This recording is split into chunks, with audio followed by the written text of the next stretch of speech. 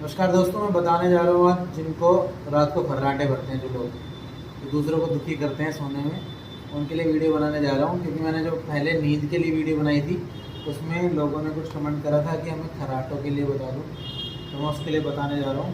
Simple सा एक therapy है, वो आप कर देंगे, ठीक है। आप सबसे पहले यहाँ पे बिल्कुल बीच में लेफ्ट साइड को 12 बार घिसेंगे। 1 2 3 4 5 6 7 8 9 10 11 12। 1 2 3 4 5 6 7 8 9 10 11 12। 1 2 3 4 5 6 7 8 9 10 11 12। 1 2 3 4 5 6 7 8 9 10 11 12। ठीक है, फिर यहाँ पे कर लेंगे 1 2 3 4 5 6 7 8।